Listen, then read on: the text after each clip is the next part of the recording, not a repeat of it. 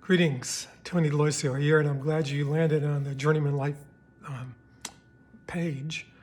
And I want to talk with you about this work and also the book that's upcoming called The Journeyman Life, The Not So Perfect Path to a Life Well Lived. Well, clearly, I have, and you have as well as a man, been on a journey your life. A journey that has some highs and some lows, but one that is very important for us at this point in time, and certainly at this point in time for you as well. Our goal is to bring as much consciousness to this journey as we possibly can. And that really is the focus of the sort of journeyman path, if you will. So this body of work sort of comes from 5 distinct sort of disciplines or bodies of work, which it brings into the reader and to the student. The first body of work is from that of male psychology, masculine psychology, and we're utilizing the masculine archetypes that were first outlined by Swiss psychologist Carl Jung. We look at the both mature side of the masculine psyche and also the shadow side that can hold us back.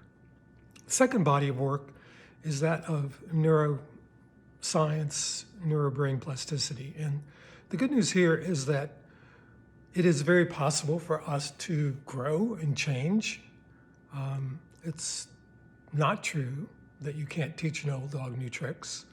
In fact, you can, but it has to be just the right sort of cocktail of experiences, focus, urgency that will allow you to bring your brain to a place where it can actually grow, change, learn, in a sense, breaking the habit of being yourself.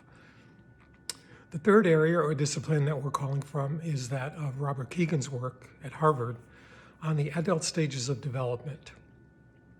And this looks at sort of the steps that we walk through in our adult development.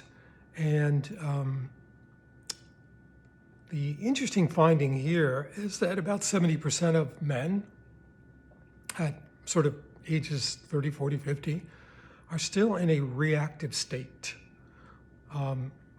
And that has great implications for us in how we're living our lives. The fourth area that we're going to look at in our work is that of behavioral psychology. And here we're looking at sort of what does it really take to change and what does it really take to sustain change? How do we modify our behavior? And some of the principles that are critical here, like having a support system or holding yourself accountable, or letting people know what you're doing and what you're working on. And then the fifth discipline that we're calling for in this book and body of work is that of emotional intelligence. So emotional intelligence was first studied by Dr. Celeboy at Yale University and then made popular by Daniel Goleman in his best-selling book, Emotional Intelligence. And so here we're looking at items such as self-awareness and self-regulation, social awareness, and building relationships and quality relationships are so critical for our health as men. So those are the sort of elements that we're looking at, trying to sort of bringing together to help you to focus in your quest to become a better man. There are also 5 stages that we're going to take you through in this work. The first stage is sort of the story, I call it the story of you, which is really looking at your life in terms of how well lived it has been and is, and your well-being. In that stage, you identify your gaps and goals and start to craft a vision for what you want it to be. The second stage that we're going to take you through is what I call the inside game, or the looking at the inner self And this is where we look at the shadow side of the masculine psyche, and we also look at just, how to get feedback and how to look at yourself more honestly in terms of the things that are operating in your life. I call them the voices of the reactive mindset, the sort of things, the patterns that go off that sort of cause you to go astray in your thinking and your action, away from your own values. The third stage in the journeyman process is that of equipping yourself for the journey. And here we're going to look at inside skills that you can develop, like self-regulation, and outside skills that you can develop, like quality listening and dealing with difficult situations.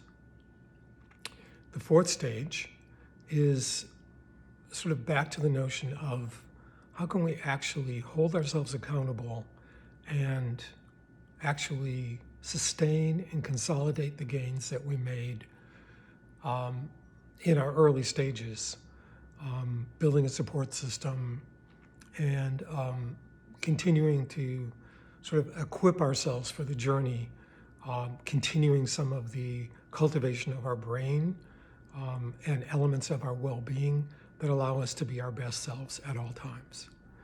And then the fifth stage and final stage is the stage where we actually bring the learnings into the world. So here we have this great opportunity and time for men to sort of show up in a different way, and sort of the blending of the masculine and feminine energy to bring a new model, a new leadership model for us as men operating in the world. There's also an opportunity for you to think about how you might teach this work and how you might coach others in the process. And so that's going to be very important to us. So that's the work in a nutshell.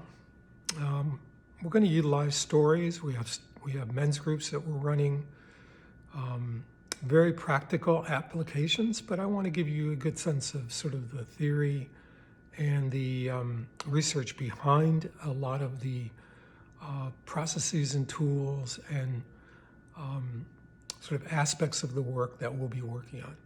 So looking forward to having you on the journey. Please let me know if there's anything I can do. All of my information is on the website, and I'll look forward to hearing from you soon. Bye-bye.